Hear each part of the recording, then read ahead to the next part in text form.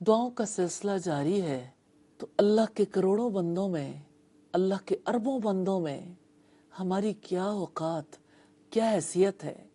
وہ رب قدردان ہے، وہ اپنے کمزور گناہگار بندوں کی بھی سنتا ہے اور ان کی مانگیں پوری کرتا ہے۔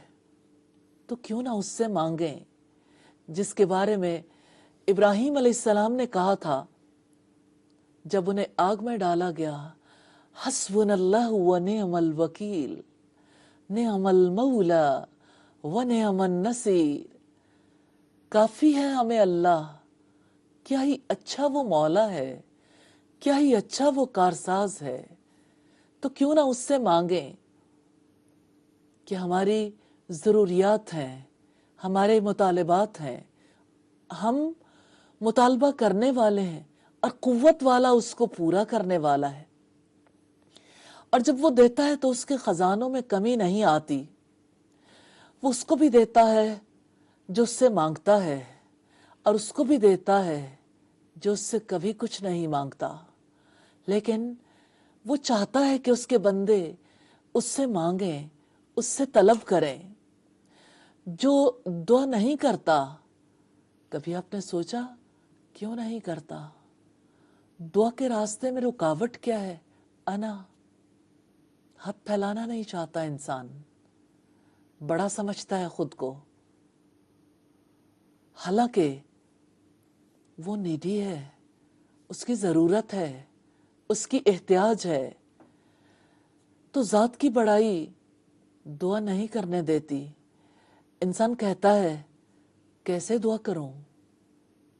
بھلا دعا کرنا بھی مشکل کام ہے، ہاتھ پھیلانا مشکل کام ہے۔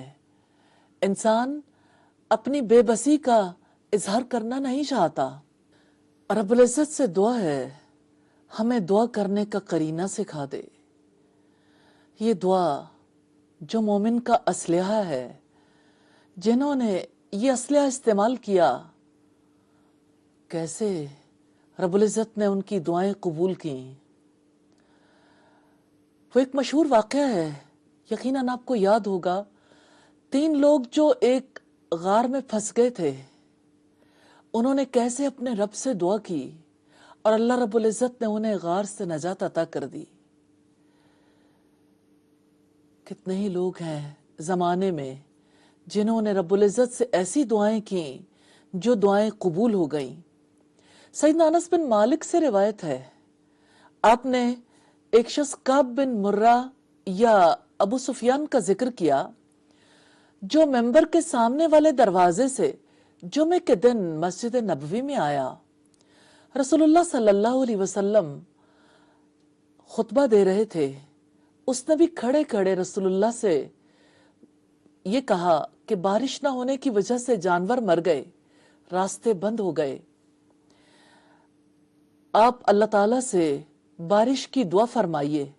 انہوں نے بیان کیا کہ رسول اللہ صلی اللہ علیہ وسلم نے یہ کہتے ہوئے ہاتھ اٹھا دیے، آپ نے دعا کی، اللہم اسقنا، اللہم اسقنا، اللہ ہمیں سیراب کر دے، اللہ ہمیں سیراب کر دے، اللہ ہمیں سیراب کر دے۔ سیدنا انس نے کہا بخدا کہیں دور دور تک آسمان پر بادل کا کوئی ٹکڑا نظر نہیں آتا تھا، نہ کوئی اور آثار ایسے تھے جس سے ہمیں پتہ چلتا کہ بارش آئے گی، اور ہمارے اور صلا پہاڑ کے درمیان کوئی مکان بھی نہیں تھا کہ ہم بادل ہونے کے باوجود دیکھ نہ سکتے ہوں۔ اچانک ایسا ہوا، پہاڑ کے پیچھے سے ڈھال کے برابر بادل نمودار ہوا اور بیچ آسمان تک پہنچ کر چاروں طرف پھیل گیا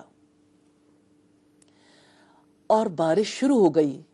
اللہ کی قسم 1 ہفتے تک ہم نے سورج نہیں دیکھا۔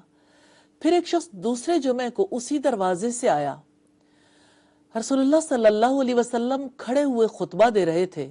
اس شخص نے پھر آپ کو کھڑے کھڑے مخاطب کیا کہ اللہ کے رسول، اتنی بارش ہوئی، مال برباد ہو گیا، تباہی آ گئی، راستے بند ہو گئے، اللہ سے دعا کر دیجئے بارش کو روک دے۔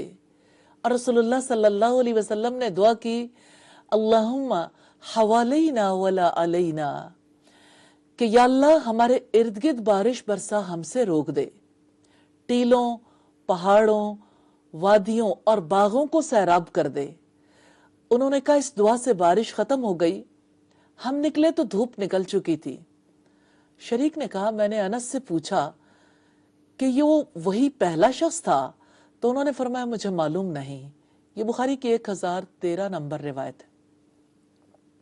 ایک اور روایت سے ہمیں یہ پتہ چلتا ہے کہ مدینہ کی کیفیت ایسی تھی کہ آسمان پر بادل ارد گرد تھے، لیکن پیالے کی طرح بیچ کا آسمان جو مدینہ کے اوپر تھا وہ بالکل صاف تھا۔ کیوں نہ اس سے دعا کریں جو دعائیں قبول کرتا ہے، اس کے سامنے ہاتھ تو پھیلا دیں۔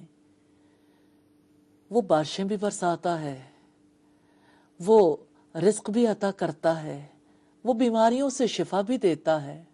اور آپ اس دعا کو دیکھیے جو سیدنا زکریا علیہ السلام نے کی، اپنی مشکلات کو سامنے رکھا کہ میری بیوی بانجھ ہے اور میرا سر بڑھاپے سے بھڑک اٹھا ہے، وَلَمْ أَكُمْ بِدُعَائِكَ رَبِّ شَقِيًّا، لیکن اے میرے رب میں تجھ سے مانگ کر کبھی نامراد نہیں رہا، میں تجھ سے مانگ کر کبھی نامراد نہیں رہا۔ تو اللہ رب العزت نے بڑھاپے میں بیوی کے بانجھ ہونے کے باوجود انہیں اولاد عطا کر دی۔ سبحان اللہ۔ پھر آپ دیکھیے کہ آدم علیہ السلام سے خطا ہوئی، رب العزت سے مغفرت کی دعا کی اور رب العزت نے انہیں معاف کر دیا، اور جب زمین پر بھیجا تو غلطیوں سے پاک کر کے بھیجا۔ دعا یہ تھی ربنا ظلمنا انفسنا، اے ہمارے رب ہم نے اپنی جانوں پر ظلم کیا ہے۔ غلطی کا کتنا شدید احساس ہے کہ دراصل ہمیں شیطان نے بہکا دیا اور ہم بہک گئے، ہم نے ظلم تو کیا ہے۔ وَإِن لَّمْ تَغْفِرْ لَنَا وَتَرْحَمْنَا لَنَكُونَنَّ مِنَ الْخَاسِرِينَ، اگر تو نے ہمیں معاف نہ کیا، ہم پر رحم نہ فرمایا تو ہم خسارہ اٹھانے والوں میں سے ہو جائیں گے۔ یہ دعا تھی، اور اس دعا کے نتیجے میں اللہ رب العزت نے سیدنا آدم علیہ السلام کو، سیدہ حوا کو معاف کر دیا۔ دعا بھی رب العزت نے خود سکھائی، وہ سکھاتا بھی ہے، وہ مانگنے کے قرینے بھی سکھاتا ہے، ہدایت بھی دیتا ہے، توفیق بھی دیتا ہے، عطا بھی کرتا ہے۔ الحمدللہ۔ پھر ہم دیکھتے ہیں کہ اللہ رب العزت سے جو دعائیں کی گئیں اس میں شفا کے لیے وہ دعا جو سیدنا ایوب علیہ السلام نے کی تھی۔ طویل عرصہ بیماری میں مبتلا رہنے کے بعد جب شیطان نے بہت وسوسے ڈالنے کی کوشش کی تو انہوں نے رب کے سامنے اپنی صورت حال رکھی، وَأَيُّوبَ إِذْ نَادَى رَبَّهُ أَنِّي مَسَّنِيَ الضُّرُّ وَأَنْتَ أَرْحَمُ الرَّاحِمِينَ۔ اور ایوب کو جب اس نے اپنے رب کو پکارا کہ یقیناً مجھے بیماری لگ گئی ہے اور تو سب رحم کرنے والوں سے زیادہ رحم کرنے والا ہے، فَاسْتَجَبْنَا لَهُ فَكَشَفْنَا مَا بِهِ مِنْ ضُرٍّ۔ رب العزت فرماتے ہیں کہ اللہ نے، ہم نے اس کی دعا قبول کر لی اور اس سے اس کی تکلیف کو دور کر دیا۔ یہ سورہ الانبیاء کی آیات ہیں 83 اور 84۔ دعا پر بات چیت ہم جاری رکھیں گے چھوٹی سی بریک کے بعد۔